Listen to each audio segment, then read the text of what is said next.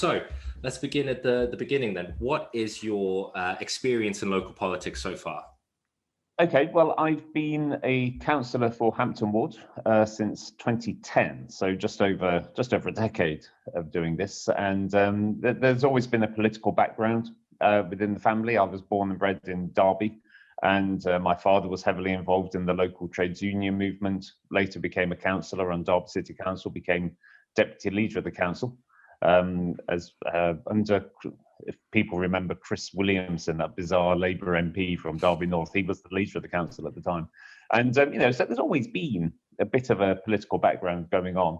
And it seems to be the right step forward. And I mean, I don't know if we've got time for this, but I remember when I first told my father I was going to stand for the council, and he said, "Oh, good."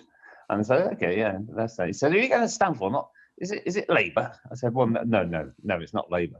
"Not the Tories, is it?" I said, no, it's not the Tories. He said, "What are you going to stand for?" And I said, "Well, it's going to be the Liberal Democrats."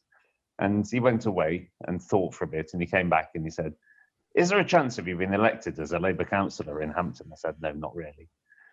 "Is there a chance of you being elected at all as a Labour councillor?" And then I said, "No, not really." He said, "Well, I might as well talk to you then." And he was quite tribal, my father, but yeah, so that's how it came about. And it was really as a result of posting, we used to have a message board in Hampton called Hampton Online, and you had to put your own name. It's not like Twitter, when you can be anything. And you have to put your own name. You have to be able to be proud of your own opinions and put your name to them.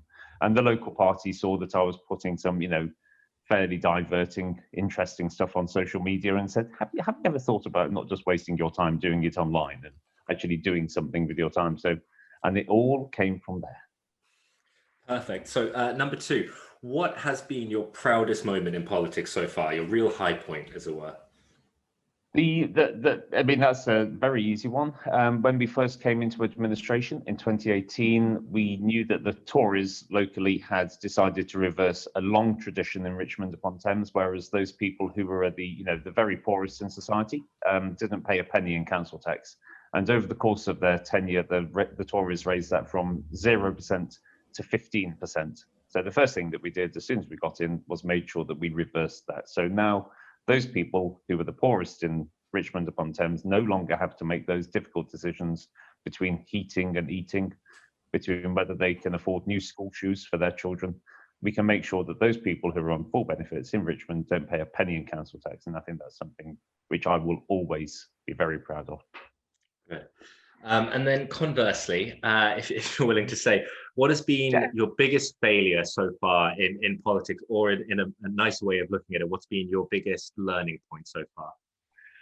The biggest one, I think, has got to be the EU referendum 2016, where we managed to pile up huge amounts of pro-European votes in London and the Southwest, and we didn't manage to get the message out to other parts of the country. So we were complacent. We didn't see what was coming down the pike, and now we are facing the consequences of, frankly, the Remain coalition of not doing enough to sell the benefits of staying in the EU, and that's going to be something which we're going to have to live with for decades.